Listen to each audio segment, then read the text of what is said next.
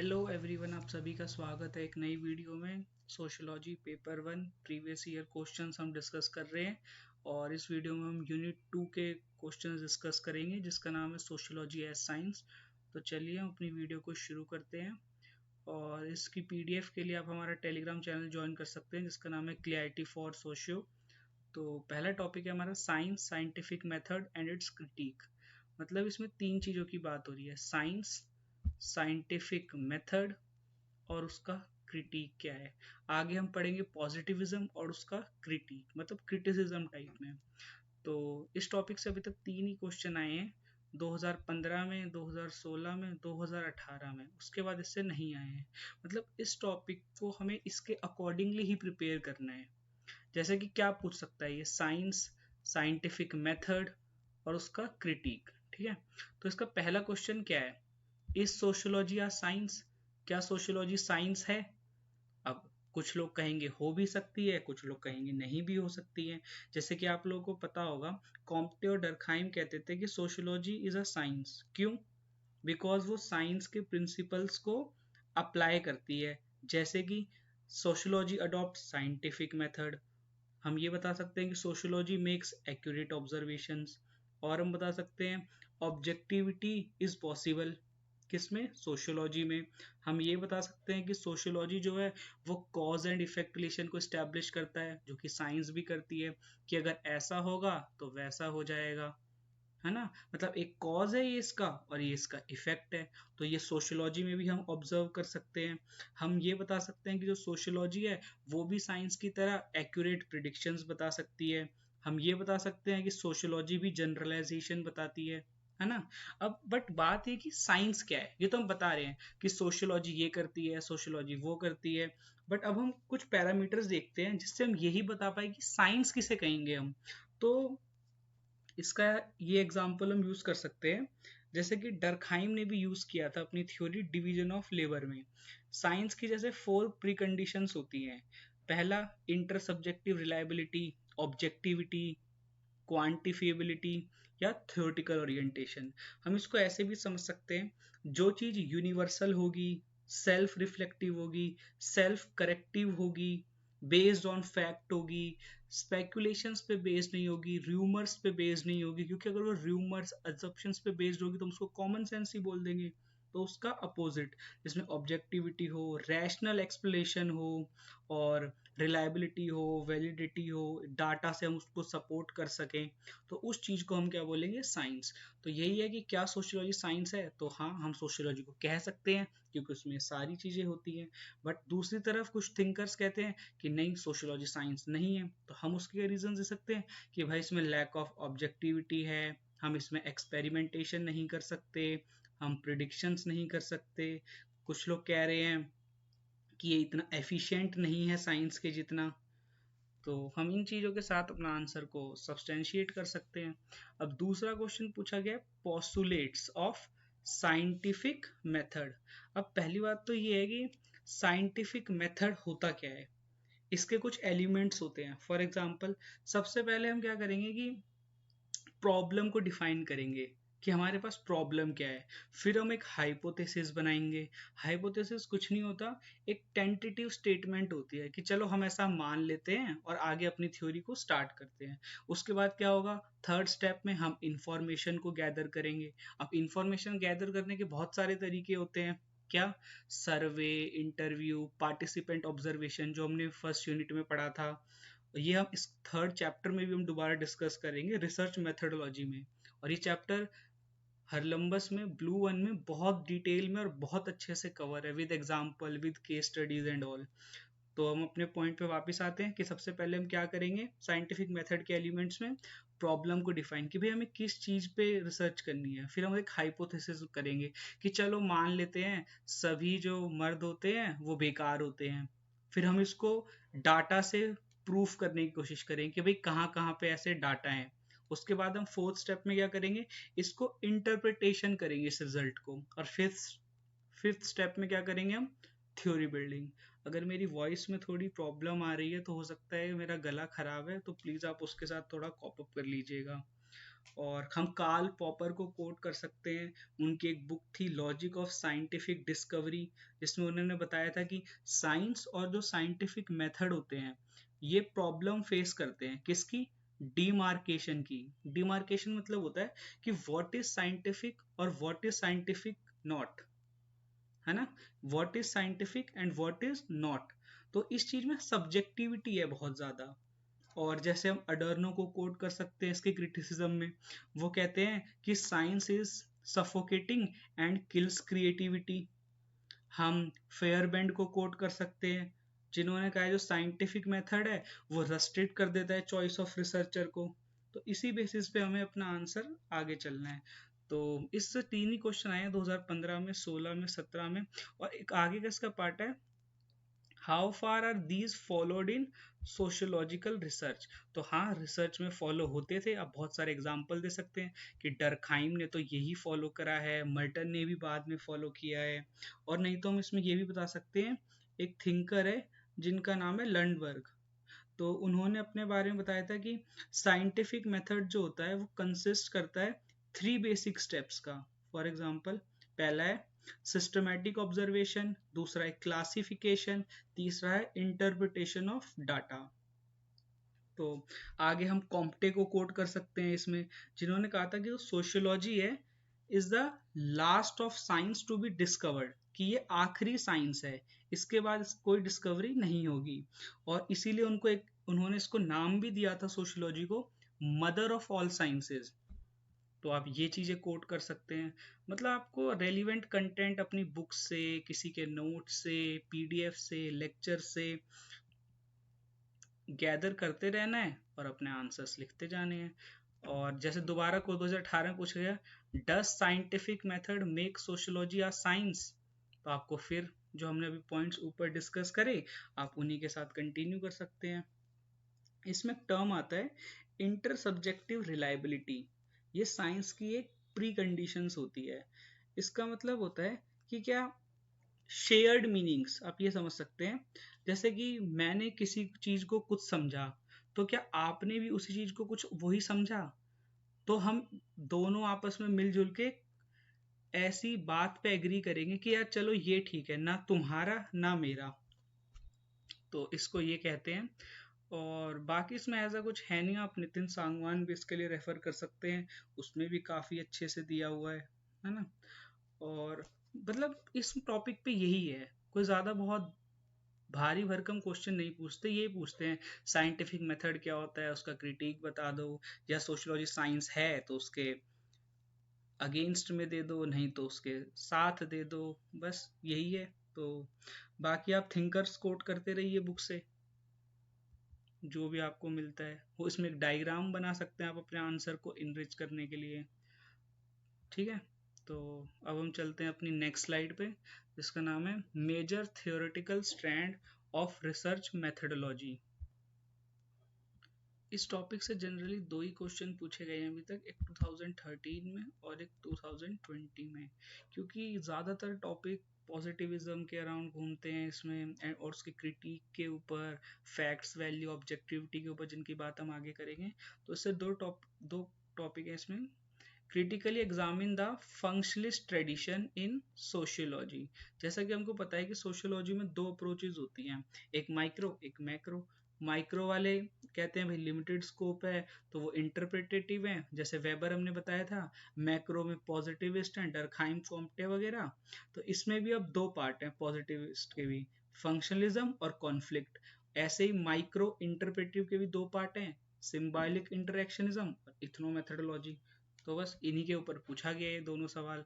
दूसरा सवाल ये जो है, the methodology is a system of rules. हमें पता है कि जो मेथडोलॉजी होती है वो सिस्टम होता है रूल्स के, प्रिंसिपल्स के, उनके कुछ प्रोसीजर्स होते हैं, विच फॉर्म्स साइंटिफिक इन्वेस्टिगेशन।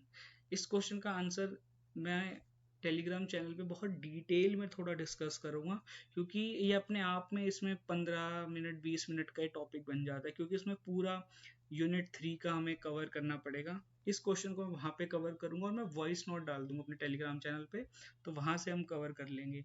और एक प्रॉब्लम और भी हो रहा है कि अभी मैंने पोल किया था टेलीग्राम पे कि कितने लोग एब्सोल्यूट बिगनर है, तो नियरली 50% लोग उसमें एब्सोल्यूट बिगनर है। तो बड़ी बात तो ये है कि 50% अगर बिगनर है तो उनको तो समझ ही नहीं आ रहा होगा अभी PYQ में। तो आप लोग घबराइए मत कि यार ये कौन कौन से थिंकर्स के नाम आ रहे हैं, इनके क्या क्या कॉन्सेप्ट्स हैं, हम इनको कहाँ पढ़ेंगे। ये सब कुछ जो मैंने बुक लिस्ट वाली वीडियो बनाई है उसमें मैं आपको दोबारा बता देता हूँ। नितिन सांगवान पढ़िए आप, ब्लू हरलम्बस पढ़िए आप, किसी भी आप टॉपर के नोट्स पढ़ सकते हैं, एक किसी कोचिंग के आप नोट्स पढ़ सकते हैं, और उसको सब्सटेंशिएट करिए टेस्ट सीरीज के साथ, दैट्स इट। और आप बार बार रिवाइज करिए, अपने कंटेंट को आप इनरिच कर सकते हैं। फॉर एग्जांपल इसमें न्यूज़पेपर रीडिंग का एक बहुत बड़ा रोल आता है। आप न्यूज़पेपर पे कोई भी आर्टिकल्स पढ़ रहे हैं, एलियनेशन से रिलेटेड हो सकता है वो, हो सकता है वो डिवीजन ऑफ लेबर से रिलेटेड हो सकता है वो वर्क फ्रॉम होम जब कोरोना में चला था उससे रिलेटेड हो, उसको अपनी यूनिट 6 में कोट कर सकते हैं। तो मतलब आपको न्यूज़पेपर रीडिंग एक मस्ट आपको बनाना ही पड़ेगा एज अ हैबिट। बात यह है कि न्यूज़पेपर ना हमें एक आइडिया देता रहता है, हमारा एक पर्सपेक्टिव बिल्ड करता है कि यार इस टॉपिक से रिलेटेड आप बार बार पढ़े जा रहे हैं। फॉर एग्जांपल फार्म्स लॉ जब आए थे, एग्रीकल्चर, इरिगेशन, ये टॉपिक जनरली रिपीट होते रहते हैं न्यूज़पेपर में, थीम तो जरूर रिपीट होती है। तो हमें इनको देखते रहना है, इनसे कुछ कुछ डाटा गैदर करते रहना है कि यार शायद इकोनॉमिक सर्वे ने ऐसा बोला तो आप उसको इकोनॉमी में यूज कर सकते हैं। बजट में कुछ ऐसा बताया गया कि हम अपना एक्सपेंडिचर बढ़ा रहे हैं टुवर्ड्स एजुकेशन सेक्टर, अब डबल कर दिया है, ट्रिपल कर दिया है। तो आपको सिर्फ पढ़िए उसको, अपनी थिंकिंग डेवलप करिए, वो आपको पता नहीं चलेगा बट आपके सबकॉन्शियस माइंड में वो चीज़ें रह जाती हैं, और बस फिर वो आप रिप्रोड्यूस कर पाएंगे पेपर में। नहीं तो आप शॉर्ट में, जहाँ पे आप बुक है उसमें मार्जिन्स होता है, आप वहाँ पे तुरंत ऐड कर लीजिए, आपका कंसोलिडेट भी होता रहेगा मटेरियल, और वो लास्ट मोमेंट पे आपको काम भी आएगा। तो नेक्स्ट स्लाइड है हमारी पॉजिटिविज्म एंड इट्स क्रिटिक। ये मैं काफ़ी बार पहले भी डिस्कस कर चुका हूँ बट एक बार हम और जल्दी से देखते हैं। 2013, 2014, 2017, 2020, 2021, और इसके नीचे क्वेश्चन होगा 2022। मतलब नियरली हर साल लगभग पॉजिटिविज्म एंड इट्स क्रिटिक्स पे क्वेश्चन पूछा जा रहा है। आप अपने 2 पेज के नोट्स तैयार करें रिसोर्सेज से, उनको बार बार रिवाइज करें और इस क्वेश्चन को सबसे जल्दी अटेम्प्ट करें पेपर में, क्योंकि इससे क्या होगा आपको बाकी क्वेश्चंस में टाइम मिल जाएगा, क्योंकि ये प्रिडिक्टेड क्वेश्चंस हैं। बट कुछ क्वेश्चंस ऐसे हैं जो कि 8th और 9th यूनिट से हैं, वो प्रिडिक्टेड नहीं है, वो थोड़े कंटेम्प्री हैं, जिसमें नेशन की बात होती है, सिटीजनशिप की बात होती है, पॉलिटिक्स की बात होती है, रिलीजन की बात होती है। बट ये क्वेश्चन जो है जो स्टैटिक पार्ट से आते हैं, तो ये आपको बहुत अच्छे से प्रिपेयर करने हैं। फॉर एग्जाम्पल इसमें बस आपसे 2 ही चीज पूछेगा, पॉजिटिविज्म, पोस्ट पॉजिटिविज्म, और बस इनका क्रिटिक बता दो। इसके अलावा इसमें कुछ नहीं पूछा जाएगा, सिर्फ यही है। और 2 एंटी पॉजिटिविस्ट थ्योरीज है मेन, जो कि जो पूछता है फिनोमिनोलॉजी और इथनोमेथोडोलॉजी। इसके अलावा इसमें कुछ नहीं पूछा जाएगा। जैसे कि 2013 में देखते हैं, एग्जामिन करना है किसको, पॉजिटिविस्ट अप्रोच को। फिर 2014 में इसने क्या पूछा, interpretative method is different from positivist approach. ये वेबर का इंटरप्रेटिव मेथड, पॉजिटिव अप्रोच में कॉम्टे डरखाइम। चलो हम एक बार समझ ही लेते हैं कि पॉजिटिविज्म एक्चुअली में होता क्या है। ये समझिए कि जब ये बात चल रही है, सारी डिबेट चल रही है कि सोशो साइंस है या नहीं है, तो यहाँ पे बहुत सारे हमारे पास थिंकर थे, जैसे हमने बताया था Saint Simon, Comte, Spencer, Durkheim. इन सब ने आइडियोलॉजी फॉर्म करी अलग से जिसको हम पॉजिटिविस्ट नाम देते हैं। इसमें इन्होंने क्या किया, हम एक ऐसा डिसिप्लिन बनाएंगे सोशियोलॉजी को, जो कि क्या एम होगा उसका, employing principles similar to natural science, कि हम उसमें नेचुरल साइंस के सारे प्रिंसिपल्स अप्लाई करेंगे और इस्टेब्लिश क्या करेंगे, कॉज एंड इफेक्ट। और क्या करेंगे, हम साइंटिफिक मेथड्स का यूज करेंगे। हम जो क्या करेंगे कि बिहेवियर पे ज़्यादा फोकस करेंगे। क्यों, क्योंकि वो डायरेक्टली ऑब्जर्व कर सकते हैं। और ये कहते हैं पॉजिटिविस्ट की जो फैक्टर्स होते हैं लाइक फीलिंग्स, मीनिंग, इमोशंस, ये हम डायरेक्टली ऑब्जर्व नहीं कर सकते। तो ये कहते हैं कि ये ज़रूरी भी नहीं है, कि जो चीज़ हम डायरेक्टली ऑब्जर्व नहीं कर सकते वो ज़रूरी भी नहीं है। बट वहीं इंटरप्रेटिव मेथड वाले वेबर कहते हैं कि नहीं, फीलिंग्स ये तो ज़रूरी हैं, क्योंकि ये अटैच करते हैं ह्यूमन से, और हर ह्यूमन की फीलिंग्स इमोशंस एक्सप्रेस करने का तरीका अलग अलग हो सकता है, और ये तो बहुत ही सब्जेक्टिव बात है। आप इसको ऑब्जेक्टिवली कैसे वेरीफाई कर सकते हैं? तो ये तो अप्लाई नहीं कर सकते आप रूल्स वगैरह। तो वहीं पे एक जबरदस्त कोट कर सकते हैं हम कॉम्प्टे का। वो कहते हैं, sociology is the last and the most sophisticated of all sciences. जैसे हमने बताया था, sociology is the mother of all sciences. ऐसे ही सेंट साइमन को आप यहाँ पे कोट कर सकते हैं, जिन्होंने बहुत अच्छा बताया था कि जो पॉजिटिविज्म है वो rooted in a science of society which is analogous to natural science. ये कोट्स आपको नितिन सांगवान में मिल जाएंगे। इनकी मैं पीडीएफ बना के भी अलग से डाल दूंगा, और ये आपको हरलम्बस में भी मिलते जाएंगे। तो अब यही मैं बार बार इन बुक्स का नाम बता रहा हूँ, आप ये रेफर कर सकते हैं। जो बहुत बिगिनर है वो CN शंकर राव रेफर कर सकते हैं। बाकी अगर आपको किसी और टॉपिक पे कुछ डाउट हो, कुछ पूछना हो, तो आप टेलीग्राम पे मेरे से पूछ सकते हैं। क्लैरिटी फॉर सोशियो टेलीग्राम का नाम है। और एक और चीज़ मैं भूल गया अभी, यहाँ पे मेरे को जस्ट याद आया कि नीचे का क्वेश्चन देखा तो, कि जो पॉजिटिविस्ट होते हैं ये डिडक्टिव अप्रोचेस पे बहुत ज़्यादा फोकस करते हैं। डिडक्टिव अप्रोच क्या होती है? दो अप्रोच होती हैं, एक इंडक्टिव और एक डिडक्टिव। इंडक्टिव अप्रोच होती है कि आपके पास बहुत सारे फैक्ट्स हैं, आपने उनको गैदर किया, उनको इंटरप्रेट किया, और उससे आपने एक थ्योरी बना दी। मतलब आप बहुत सारे ऐसे अलग अलग फैक्ट्स थे, उनको मिला मिला के आपने थ्योरी बना दी, तो इसको इंडक्टिव बोलेंगे हम। और डिडक्टिव इसका अपोजिट होता है कि एक थ्योरी थी, उससे आपने सोचा कि यार एक थ्योरी है कि सारे मेन बेकार होते हैं। अब हम इससे क्या डिड्यूस करेंगे कि यार सारे मेन बेकार होते हैं, तो हो सकता है सारे गोरे मेन बेकार होते हैं, या हो सकता है सारे काले मेन बेकार हो सकते हैं, है ना? तो ऐसे इस चीज को कहते हैं डिडक्टिव। ये थ्योरी थी और उससे हम फैक्ट्स पे आ गए। और कॉम्प्टे कहते हैं कि जो ये लॉज हैं जो भी प्रिडिक्ट करते हैं कि क्या होने वाला है, ये सोशियोलॉजी में बहुत अच्छे से फिट बैठते हैं। तो इनकी बात उन्होंने बहुत करी है। अब दोबारा 2017 में क्या पूछा गया है? वही इथनोमेथोडोलॉजी और फिनोमिनोलॉजी, ये क्या है? दोनों क्रिटिक हैं। किसके? पॉजिटिविज्म के। ऐसे ही क्या, एग्जामिन द, दोबारा same question, basic postulates of positivism और पोस्ट पॉजिटिविज्म। दोबारा फिनोमिनोलॉजिकल पर्सपेक्टिव रिजेक्ट करता है many of the assumption of positivism. मतलब ये दोबारा किस चीज की बात कर रहा है? क्रिटिक की ही बात कर रहा है ये। मतलब ये एक ही चीज को से घुमा फिरा के पूछ रहे हैं, हमारा आंसर सेम रहेगा, बस हम उसको क्वेश्चन के अकॉर्डिंगली मोल्ड कर लेंगे पेपर में। और 2021 में दोबारा पूछा, how far sociology is justified in using positivist approach. Justify कैसे करा उन्होंने कि हाँ भाई ये तो कॉज एंड इफेक्ट बताता है, इसमें साइंस के लॉज लगा सकते हैं, जो कि हमने बताया था अभी, इंटर सब्जेक्टिव रिलायबिलिटी होती है इसमें, ऑब्जेक्टिविटी होती है इसमें, डिडक्टिव अप्रोच यूज कर सकते हैं, यूनिवर्सल और ग्रैंड थ्योरीज बना सकते हैं जैसे साइंस में बनती है ना? और एक्सप्लेन विद सूटेबल एग्जांपल्स या इलिस्ट्रेशंस, इसमें आप बहुत सारे एग्जांपल दे सकते हैं थिंकर वगैरह के, सेंट साइमन, कॉम्प्टे। आप अपना जरूर नहीं, आप खुद से भी कुछ एग्जांपल क्रिएट कर सकते हैं, क्योंकि मेरे को लगता है जो हम खुद से क्रिएट करते हैं ना एग्जांपल, वो बहुत ही ऑर्गेनिक और रॉ होता है। मतलब वो बहुत ही ऐसा ना डिसेंट लगता है, और वो सबसे हटके और अलग भी होता है। तो आप वो यूज कर सकते हैं। बाकी आप अगर इग्नू पढ़ते हैं तो उसमें आपको जगह जगह पे ऐसे अच्छे अच्छे एग्जाम्पल्स मिल जाएंगे, तो आप वो यहाँ पे कोट कर सकते हैं। और ये लास्ट क्वेश्चन है इसका 2022 में, मैंने कहा ना हर साल पूछा गया। देखो 22, 21, 21 के 20, यहाँ पे बीच में एक दो साल नहीं पूछा, 17, 14, मतलब अभी रिसेंट का ट्रेंड देखिए 20, 21, 22, तो लगातार लगभग क्वेश्चन पूछे ही जा रहा है वो इस टॉपिक से। तो आखिरी क्वेश्चन है, इसमें बताया कि what are the shortfalls of positivist philosophy. Shortfall मतलब कहीं ना कहीं फिर क्रिटिज्म की बात कर रहा है, that gave rise to non positivist methods. Non positive method कौन से? फिनोमिनोलॉजी और इथनोमेथोलॉजी। मतलब ये इन्हीं टर्म्स के बारे में बात करेगा।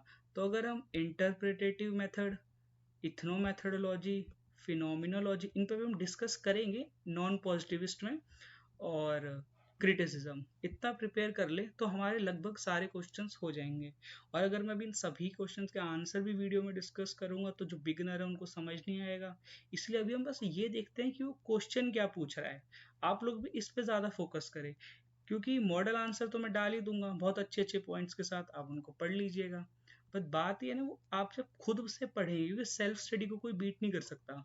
आप जब खुद से पढ़ेंगे बुक से कि यार अच्छा ये टॉपिक है, तो आपको याद आएगा तुरंत कि यार इस टॉपिक में ना ये ऐसा ऐसा सही पूछता है, कुछ पॉजिटिविज्म पूछेगा, उसका क्रिटिक पूछेगा, फिनोमिनोलॉजी, इथनोमेथड, तो मैं इनको अच्छे से प्रिपेयर कर लेता हूँ बस। तो अभी हम अपनी नेक्स्ट स्लाइड की ओर चलते हैं, जो कि है फैक्ट, वैल्यू एंड ऑब्जेक्टिविटी। तो यहाँ पर भी हमने 2014, 15, 16 तीन सवाल पूछे गए हैं, एक बार आगे स्लाइड में देखते हैं। हाँ, और तीन सवाल और 18, 2020 और 2022, मतलब इस टॉपिक से भी लगभग एक क्वेश्चन हर एक दो साल में आता रहता है। दो दो तो नहीं आए हैं, बट एक एक आता रहता है। एक मिनट में एक चीज़ भूल गया यहाँ पे बताना आपको, ये पॉजिटिविज्म की तो हमने काफ़ी बात करी, बट हमने इसका क्रिटिक के थिंकर्स थोड़ा डिस्कस नहीं करे। इसमें बहुत सारे क्रिटिक्स में ना, जैसे हमने थ्योरीज तो डिस्कस करी, फिनोमिनोलॉजी होती है, इथनोमेथोडोलॉजी होती है, बट जो बहुत सारे थिंकर थे वो हमने डिस्कस नहीं करे। फॉर एग्जांपल इसमें आप कोट करेंगे गुनार मड्डाल को, जो कहते हैं complete objectivity is not desirable, मतलब कहते हैं कि हर चीज को आप एकदम ऑब्जेक्टिवली देख रहे हैं, न्यूट्रल होके, तो ये डिजायरेबल ही नहीं है। कुछ लोग कहते हैं कि कंप्लीट ऑब्जेक्टिविटी इल्यूजन है। ऐसे ही एलविल गॉर्डनर को आप कोट कर सकते हैं, वो कहते हैं सोशियोलॉजी को रिफ्लेक्सिव कहते हैं, वो मतलब इंडिविजुअल जो होते हैं वो रिफ्लेक्ट करते हैं अपने खुद के एक्शंस को। आप मर्टन को यूज कर सकते हैं कि ये जो लोग हैं वो बहुत ज़्यादा ओवर एम्फेसिस कर रहे हैं किस पे, कि हमें यूनिवर्सल थ्योरी बनानी है, बहुत ज़्यादा ग्रैंड थ्योरीज बनानी है जो सब पे एप्लीकेबल हो। तो इसीलिए मर्टन का एक कॉन्सेप्ट भी आया था, मिडल रेंज थ्योरी, मतलब एक मिडल की थ्योरी बनानी चाहिए, ना बहुत ज़्यादा कि ग्रैंड पे ही फोकस कर रही हो और ना बहुत ज़्यादा कम पे ही फोकस कर रही हो। और बाकी सारे हैबरमास ने इस पे कहा है कि since human study humans, complete separation of facts and values is not possible, कि हम ह्यूमंस हैं और हम दूसरे ह्यूमंस को समझ रहे हैं या उसको जज कर रहे हैं, उसके बारे में पढ़ रहे हैं। जैसे मैंने बताया ना कि एक आपको थ्योरी याद आई है मेरे को, अभी मैं एक बार वो समझाता हूँ आपको। अभी क्या हुआ था, एक बहुत पहले, अभी तो नहीं, बहुत पहले की बात है, तो एक इफेक्ट हुआ था, इसको कहते हैं हॉथरॉन इफेक्ट, ये कॉन्सेप्ट का नाम है। इसमें क्या होता है, एक फैक्ट्री होती है, उसमें जो उसका ओनर होता है वो देखता है कि वर्कर काम वगैरह कर रहे हैं, तो वो उनको सोचता है कि ना मैं इनको ऑब्जर्व करता हूँ जरा ऊपर से जाके। तो वो ऊपर खड़ा हो जाता है फैक्ट्री में और नीचे देखता रहता है वर्कर काम कर रहे हैं। तो वर्कर को ना पता रहता है कि यार वो हमें ऑब्जर्व कर रहा है ओनर। आप खुद बताइए, जब कोई आपको देख रहा है, आप एम्प्लॉय हैं और ओनर आपको देख रहा है, तो आपकी स्पीड काम करने की बहुत ज़्यादा बढ़ जाएगी। तो ऐसा ही उस केस में भी हुआ, तो उसने ऑब्जर्व किया यार, जस्ट मैं, उन्हें पता है कि मैं ऑब्जर्व कर रहा हूँ तो उनकी स्पीड बढ़ जा रही है। अगर मैं, उन्हें पता होता कि मैं ऑब्जर्व नहीं कर रहा हूँ तो वो वैसे ही काम कर रहे होते। मतलब उनके बिहेवियर में चेंज आया है, किस लिए, क्योंकि उनको पता है कि कोई हमें ऑब्जर्व कर रहा है। ऐसे ही एक थ्योरी और है हॉवर्ड बेकर की, इसे कहते हैं लेबलिंग थ्योरी। ये भी बहुत मजेदार है। जैसे कि आप देखिए, ये कहता है कि आप किसी भी चीज को ना लेबल कर दो। जैसे कि क्लास है, उसमें 20-30 बच्चे बैठे हुए हैं, टीचर है, और टीचर जैसे ही क्लास में आता है एक लड़के को खड़ा कर देता है, फॉर एग्जाम्पल यश को, यश एक लड़का, उसको खड़ा कर देता है और बोलता है यार तुम बहुत बेकार हो, तुम हमेशा काम नहीं करते, हमेशा लेट आते हो। उसने पहले दिन ऐसे बोला, अगले दिन वो दोबारा आया, उसने फिर आते बोला यश तुम तो खड़े हो, क्लास के बाहर चले जाओ आते ही। तो इससे हुआ क्या, मतलब वो एक तरीके से उसने यश को लेबल करना शुरू कर दिया कि यार ये यश तो बेकार ही है, ना काम करता है, तुम तो बस बाहर निकल जाओ। तो अब जब वो उसको ऐसा फील करवा देगा ना, तो चाहे वो यश अच्छा बच्चा हो, बट उसको ऐसा बोल बोल के लोगों ने इसे लेबल कर दिया ना, हम कहते हैं कि लेबल कर दो भाई इसको, मतलब इसका एक नाम रख दो। तो अब वो यश को भी फील होने लग जाता है कि हाँ यार मैं तो बेकार ही हूँ, मेरे को तो सच में ही कुछ नहीं आता होगा, इसीलिए लोग मेरे को बेकार बेकार बोलते हैं। तो बस ये भी एक थ्योरी थी छोटी सी। बाकी जब मैं अब कंटेंट की वीडियो बनाऊंगा तो मैं इनको और डिटेल में डिस्कस करूंगा, तब इनके बारे में हम और अच्छे से बात करेंगे। तो चलते हैं हम अपने इस स्लाइड पे, इसके बाद एक टॉपिक और है इसमें, एक फैक्ट, वैल्यू, ऑब्जेक्टिविटी, और एक लास्ट टॉपिक और होगा इसमें, नॉन पॉजिटिविस्ट मेथोलॉजी। जो मैं अभी आपको बता रहा था, ये वही चीज़ें देखिए, इंटरप्रिटेटिव मेथड के बारे में पूछा गया है, सिंपल। नॉन पॉजिटिविस्ट मेथडोलॉजी बता पूछा गया है, main tenets of interpretative perspective. अब इन क्वेश्चंस को आप चाहे ऊपर वाले पार्ट में कंसिडर कर लीजिए, पॉजिटिविज्म एंड इट्स क्रिटिक में, क्योंकि क्रिटिक ही है इंटरप्रिटेटिव नॉन पॉजिटिविस्ट, है ना। और the focal point of sociology rest on interaction. ये बात भी सही है कि सोशियोलॉजी होता क्या है। अगर कोई आपसे पूछे व्हाट इज सोशियोलॉजी, तो एक बहुत जनरल आंसर होता है is a study of society. But society में हो क्या रही है, इंटरेक्शन ही तो हो रही हैं ह्यूमन की ह्यूमन के साथ। तो उन इंटरेक्शन में कहते हैं ना एक भाव जुड़ा हुआ है, भाव वैल्यू, कि भाई तुम इस चीज को ऐसे देखते हो, मैं इस चीज को ऐसे देख सकता हूँ। हो सकता है एक पर्टिकुलर इवेंट है, फॉर एग्जाम्पल कि हम दो लोग मैच देखने गए और हो सकता है उस मैच में रिजल्ट हुआ इंडिया मैच जीत गया पाकिस्तान से। बट अब इन मैच एक ही है, बट ये दोनों जो लोग गए हैं ये एक अलग अलग कंक्लूजन ड्रॉ कर सकते हैं। एक कह सकता है यार इंडिया बहुत ही ज्यादा रन से पाकिस्तान से जीत गया। दूसरा कह सकता है कि यार पाकिस्तान जो था ना वो सिर्फ थोड़े से मार्जिन से हार गया इंडिया से। तो अलग अलग तरीका हो गया बोलने का। तो how do you distinguish it from common sense, ये तो वही पुराना टॉपिक है जो हमने सोशियो एंड कॉमन सेंस में यूनिट 1 में पढ़ा था। How sociology is same and different from common sense. ठीक है, तो अभी हम वापस अपने टॉपिक पे आते हैं जो कि है फैक्ट, वैल्यू एंड ऑब्जेक्टिविटी। इसमें एक टॉपिक और आता है वैल्यू न्यूट्रल। वैल्यू न्यूट्रल मतलब होता है कि हम कोई वैल्यूज से अटैच ही नहीं कर रहे, कि भाई मैं न्यूट्रल होके जा रहा हूँ, मेरे को नहीं पता। जैसे जज होता है, माना जाता है कि वो न्यूट्रल होते हैं, उनको कुछ नहीं पता होता कि भाई विक्टिम क्या कह रहा है और जो उनके डिफेंस लॉयर है वो क्या कह रहा है। वो सिर्फ न्यूट्रल होके बैठ जाता है और एविडेंस के बेसिस। चलिए हम पहले क्या करते हैं, एक एक टर्म को ना थोड़ा उनका मतलब समझ लेते हैं। जैसे सबसे पहले मतलब समझते हैं ऑब्जेक्टिविटी का। तो अब ऑब्जेक्टिविटी से अभी तो हमने बताया था ऊपर कि ये होता है, बट हम एक्चुअली में क्या समझते हैं, इसका मतलब ये होता है कि फ्रीडम फ्रॉम पर्सनल बाइसेस। कि आप जो अपने पर्सनल भाव, पर्सनल वैल्यूज कह सकते हैं कुछ कुछ, कि आप उनको जब ना लगाएं, कि यार मैं अपना जो मेरा किसी चीज को लेके झुकाव है मैं उसको नहीं लगाऊंगा और मैं न्यूट्रल होकर चीजों को देखूंगा। जैसे कि मान लीजिए हो सकता है मेरा झुकाव हो कि मैं फेमिनिस्ट को थोड़ा सपोर्ट करता हूँ, तो इवन जो मेरे आर्टिकल्स वगैरह भी होंगे उसमें मेरा जो झुकाव होगा वो थोड़ा फेमिनिस्ट के फेवर में ही होगा। तो मैं ऑब्जेक्टिव नहीं कहलाऊंगा। मतलब मैं क्या कहला रहा हूँ, अगर मैं जहाँ पे अपनी पर्सनल वैल्यूज, किस चीज को, पर्सनल वैल्यूज या पर्सनल बायसेस को जहाँ पे मैं लगा रहा हूँ, मतलब कि मैं सब्जेक्टिव होता जा रहा हूँ, मेरे में ऑब्जेक्टिविटी नहीं बची है। क्यों? क्योंकि मैं अपने पर्सनल बाइसेस लगाते जा रहा हूँ। और जहाँ पे मैं सब कुछ मतलब मोह माया त्याग के अपने खुद के बाइसेस, खुद का दिमाग, खुद का झुकाव कुछ ना लगाऊं, तो मैं क्या कहलाऊंगा कि मैं बहुत ज्यादा ही ऑब्जेक्टिव हूँ। ऐसे ही नेक्स्ट टॉपिक आता है कि फैक्ट। आपको पूछेगा फैक्ट क्या होता है, तो दोबारा से हम ऐसे डिफाइन कर सकते हैं कि जो इम्पीरिकली वेरीफाई कर सकेगा हम किसी चीज को। जैसे मैं कह रहा हूँ कि सन जो है वो ईस्ट से निकलता है, तो इस चीज को हम वेरीफाई कर सकते हैं, हाँ भाई ऐसा ही होता है। या हम कह सकते हैं कि फॉर एग्जाम्पल भाई इस कंट्री का, इंडिया है, इसका कैपिटल है दिल्ली, तो हम इसमें क्या बता सकते हैं, हाँ भाई ये फैक्ट है, हम इसको वेरीफाई कर सकते हैं। और भी बहुत एग्जाम्पल्स हो सकते हैं इस चीज के। और ऐसे ही वैल्यू क्या होती है, देखो वैल्यू को ना दो चीजें होती हैं। पहला हम कहते हैं ना हाँ भाई तेरी क्या वैल्यू है ना। तो वैल्यू जैसे हम कह सकते हैं कि किसी एक चीज की दूसरी चीज से ज्यादा होती है, थिंग्स की वैल्यूज होती हैं। ऐसे ही कुछ क्या वैल्यूज होती हैं, सोशल वैल्यूज भी होती हैं। सोशल वैल्यूज फॉर एग्जांपल, ये मेरे को एक सर का कॉन्सेप्ट याद आ गया, ये यूट्यूब पे देखा था मैंने, काफी साल पहले हो गया। तो उन्होंने बताया था कि फॉर एग्जांपल जब हमारी शादी होती है उससे पहले हम देखने जाते हैं हस्बैंड के लिए, सॉरी मतलब कह सकते हैं आप मैन के लिए हम वुमेन देखने जाते हैं। तो उसमें ये होता है कि जो वुमेन हम देखते हैं उसकी जो हाइट होती है वो हम ऐसा करते हैं कि कम ही हो, किससे, मेन से। ऐसा क्यों? कोई रीजन तो हमारे पास है ही नहीं इस चीज का, बट ये ऐसा होता है। तो इसी चीज को हम कहते हैं कि वैल्यू है, कौन सी, सोशल वैल्यूज। और भी इसके एग्जांपल्स हो सकते हैं। और हम एक और चीज इसमें ऐसे समझ सकते हैं इसको कि जो वैल्यू होती है किसी एक चीज की वो दूसरे से ज्यादा होती है।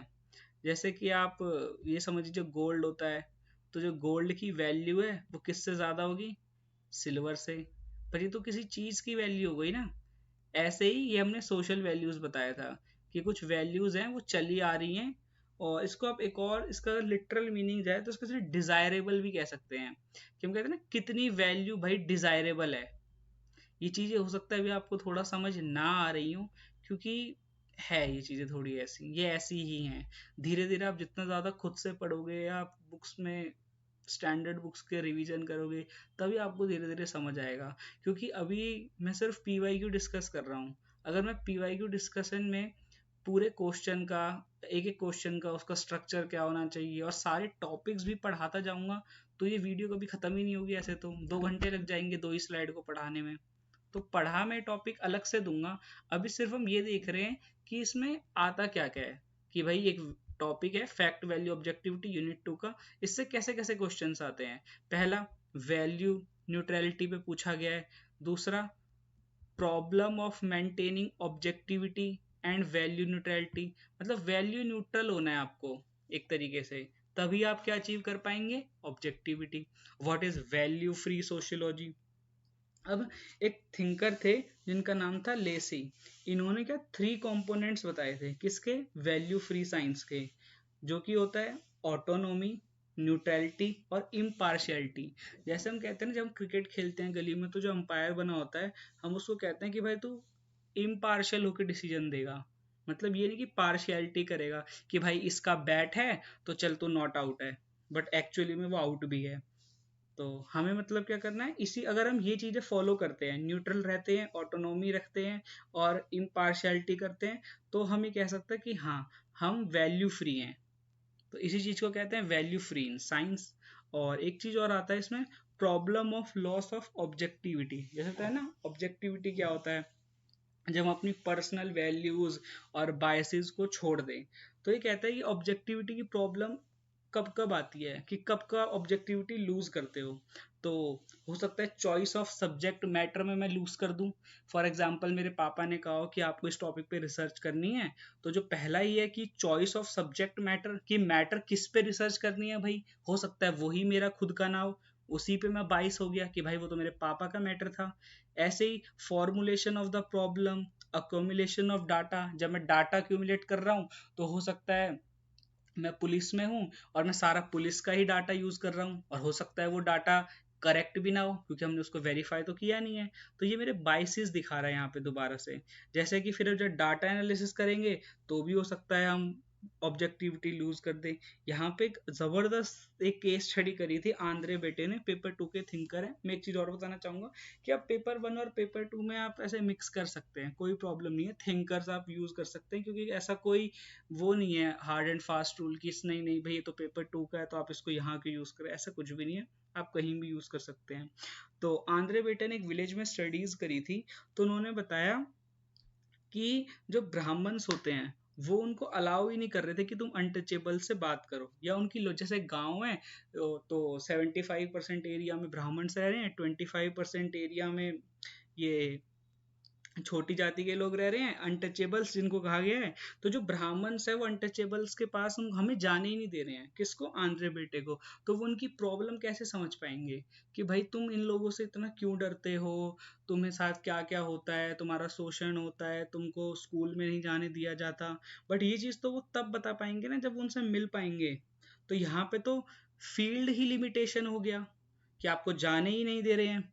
और एक चीज और होती है, ये सारी चीजें कब आती है, अकोमुलेशन ऑफ डाटा में। जैसे आंद्रे बेटे भी डाटा को अक्यूमुलेट करने तो गए थे, उनसे पूछने गए थे, फिर अक्यूमुलेट करके वो उसको इंटरप्रेट करेंगे, फिर एक हाइपोथेसिस बनाएंगे कि हाँ शायद ऐसा ही होता होगा, फिर वो थ्योरी देंगे अपनी, है ना।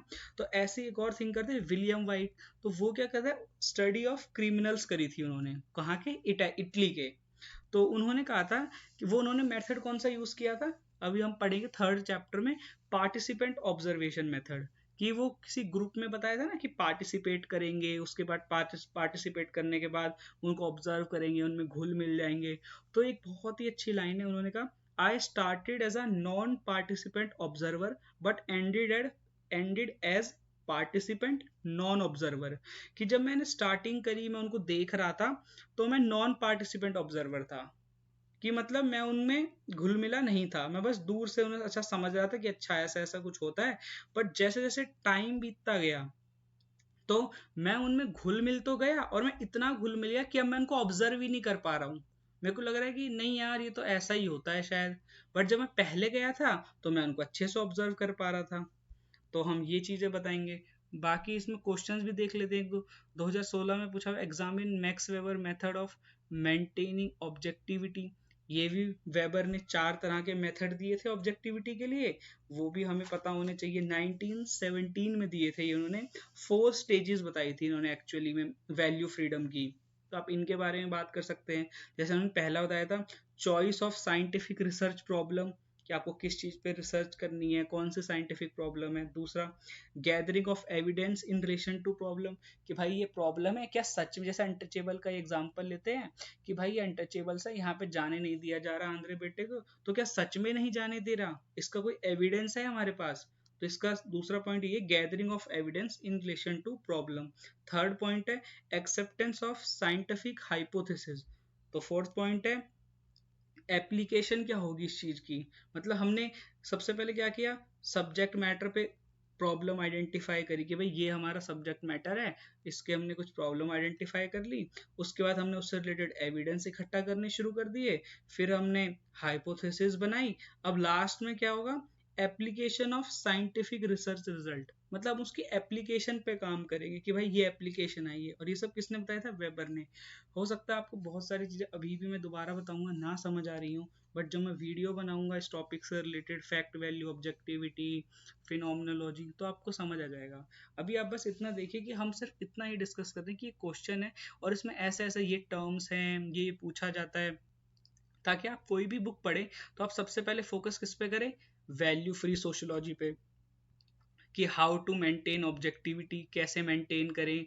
और अगर वेबर का कहीं पे नाम आता है, वेबर के मेथड पे, तो आप उसको ध्यान दें कि हाँ यार ऐसा क्वेश्चन पूछा गया है। बाकी हम अगली स्लाइड पे चलते हैं।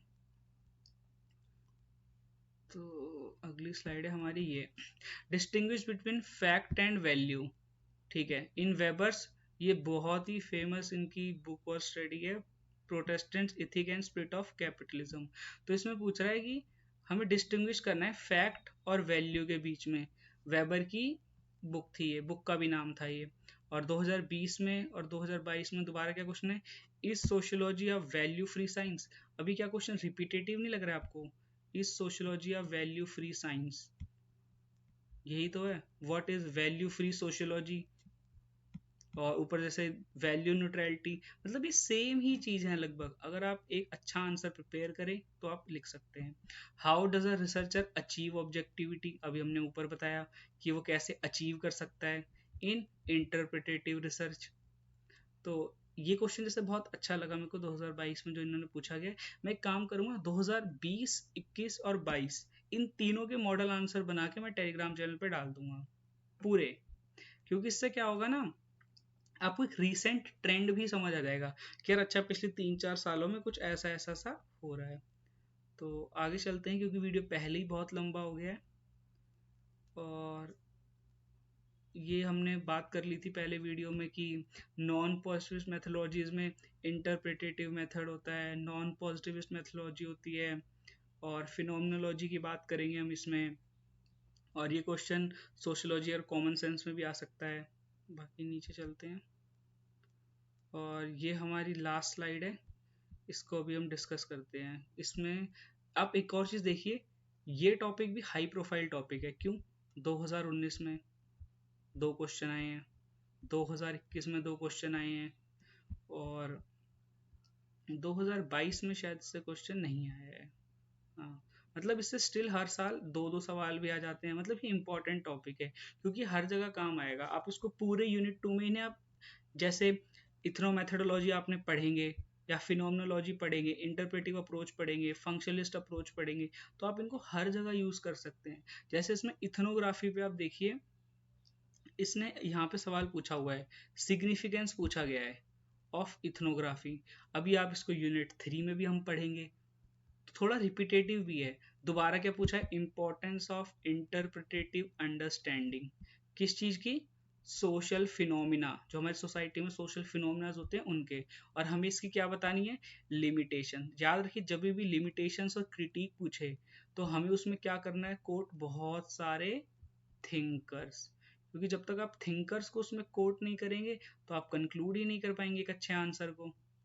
तो मेरे पास पेन टैब नहीं है, इसलिए थोड़ा प्रॉब्लम होता है इसमें लिखने में, बट हम उसको अरेंज कर लेंगे जल्दी ही, कोई बात नहीं। और हाउ डज अ रिसर्चर, दोबारा वही क्वेश्चन, रिसर्चर ऑब्जेक्टिविटी कैसे अचीव करेगा। मतलब मेरे को खुद बोल बोल के ऐसा लग रहा है कि मैं सारे पॉइंट्स रिपीटेटिव ही बोल रहा हूँ। क्यों? क्योंकि ये क्वेश्चन ही सारे रिपीटेटिव है। तो मैं वही बताता हूँ, अराउंड मिनिमम टू मिनिमम भी 70% क्वेश्चन पेपर 1 की बात कर रहा हूँ मैं, बस डायरेक्टली रिपीट होते हैं, डायरेक्टली। मतलब एक आंसर प्रिपेयर करो, आपके सारे वहीं से हो जाएंगे उस पूरी यूनिट के। क्यों? क्योंकि मतलब ऐसा हार्ड जनरल वे में बता रहा हूँ मैं, ऐसा नहीं है कि सिर्फ एक ही आंसर प्रिपेयर करो उससे पूरी यूनिट के टॉपिक के क्वेश्चन हो जाएंगे, बट जनरली हो जाते हैं। जैसे आप इथनोमेथोडोलॉजी, पॉजिटिविज्म और value free science, value free sociology, इन सब पे आप थोड़ा थोड़ा प्रिपेयर कर लीजिए अपना एक एक दो दो पेज के नोट्स, तो आपके सारे हो जाएंगे। बाकी हमने इस पीडीएफ को लगभग कवर कर ही लिया है। तो बाकी अगर आपको किसी क्वेश्चन का डिटेल आंसर चाहिए कि यार इस क्वेश्चन का थोड़ा डिटेल में चाहिए, तो आप वो बता दीजिए, मैं वो भी आपको लिए डाल दूंगा बना के। तो चलिए इस वीडियो को यहीं पे एंड करते हैं, थैंक यू। और इसकी ये पीडीएफ के लिए और बाकी आगे वाली जितनी भी हमारी वीडियोस आने वाली है उसके लिए हमारे लिए टेलीग्राम चैनल ज्वाइन कर सकते हैं आप, जिसका नाम है क्लियरिटी फॉर सोशियो, इसको आप ज्वाइन कर सकते हैं। और बाकी अभी हमारी यूनिट 2 ख़त्म हो चुकी है, अब जो नेक्स्ट वीडियो आएगी वो यूनिट 3 के ऊपर आएगी। उसके बाद हम शुरू करेंगे यूनिट 4 थिंकर। और मतलब आप ये समझिए एक हफ्ते में हमारा पेपर 1 पूरा हो जाएगा। उसके बाद एक हफ्ते के बाद हम शुरू करेंगे पेपर 2। और बाकी आप पढ़ते रहिए ऐसे ही। और बाकी मैं सोच रहा हूँ कि मैं एक टेस्ट सीरीज़ भी लेके आऊँ बच्चों के लिए। उस टेस्ट सीरीज़ में हम ऐसा रखेंगे, 3 महीने की टेस्ट सीरीज़ रखेंगे, उसमें हम 14 टेस्ट देंगे। मतलब फर्स्ट पेपर जो है हमारा सोशियोलॉजी का, इसमें 10 यूनिट है, तो हम स्टार्टिंग में 3 यूनिट, फिर 3 यूनिट और 4 यूनिट, मतलब हम टोटल 3 टेस्ट लेंगे। किसमें? पेपर 1 में। फिर दोबारा हम पेपर 2 में कितने टेस्ट लेंगे? 3 टेस्ट लेंगे। मैं पूरा इसका शेड्यूल अपने टेलीग्राम चैनल पे डाल दूंगा डिवाइड करके। और उसके बाद हम क्या करेंगे, हम हाफ लेंथ टेस्ट लगाएंगे कि स्टार्टिंग की 5 यूनिट पेपर 1 की। तो इससे आप देखिए आपका रिवीजन कितनी बार हो जाएगा। पहले जब आप सेक्शनल टेस्ट देंगे, ये 3 यूनिट वाला, तो आप इसमें मान लीजिए उस क्वेश्चन को लिखेंगे, फिर हाफ लेंथ में आप दोबारा लिखेंगे, और फिर लास्ट में हम रखेंगे फुल लेंथ टेस्ट, वो भी एकदम एग्जाम लाइक कंडीशन में जैसे होता है। और आप एक चीज़ और देखिए, आपको चीज़ों को कंसोलिडेट करना पड़ेगा, क्योंकि लास्ट मोमेंट पे लोग जीएस कंसोलिडेट नहीं कर पाते। क्यों? एक एक दिन में दो दो पेपर होते हैं। अब लोग, हम आंसर राइटिंग कैसे करते हैं, एक आंसर डेली लिखा, फिर अगले दिन फिर एक आंसर लिखा, एक एक आंसर। बट एक एक आंसर लिखना इजी है, इनिशियली ये बहुत अच्छा है, बट हमें टेस्ट सीरीज की जरूरत जरूर पड़ेगी। क्यों? क्योंकि ऑन अ लेटर स्टेज हमें उस एग्जाम लाइक कंडीशन में 7 से 8 मिनट में एक आंसर को लिखना ही लिखना है। और उस आंसर को लिखने के लिए हमें स्पीड चाहिए होगी, हमारे पास नोट्स होने चाहिए। तो बस, या अगर आप टेस्ट सीरीज ज्वाइन करते हैं, ऐसी कोई भी कर सकते हैं आप, ज़रूरी नहीं आप हमारी टेस्ट सीरीज ज्वाइन करें, आप कहीं भी ज्वाइन कर सकते हैं। और मैं तो ये भी कहता हूँ कि अगर आप कोई भी ज्वाइन नहीं कर सकते तो आप मेरे को भेज दीजिए मेरे टेलीग्राम पे, मैं फ्री में आपको चेक करके दे दूंगा। क्योंकि बात है ना, इवैल्यूएशन होते रहना चाहिए। आपको आप अपने आप को खुद भी मॉनिटर कर सकते हैं कि भाई आज मैं इतना पढ़ रहा हूँ, फिर मैं इसका ये टेस्ट दूंगा। आप अपने किसी पीयर ग्रुप्स में कोई सेलेक्टेड कैंडिडेट हो, आप उससे करा सकते हैं, कोई टीचर हो, कोई सर हो, मतलब शर्माइए मत, किसी से भी आप बोल दीजिए कि भैया थोड़ा देख लीजिए कि कैसे होता है ये। क्योंकि आप जितना ज़्यादा लिखेंगे, जितना ज़्यादा इवेल्युएट कराएंगे, वो ही ज़्यादा मैटर करेगा इन लास्ट। ठीक है, तो इस वीडियो को यहीं पे ख़त्म करते हैं। Thank you.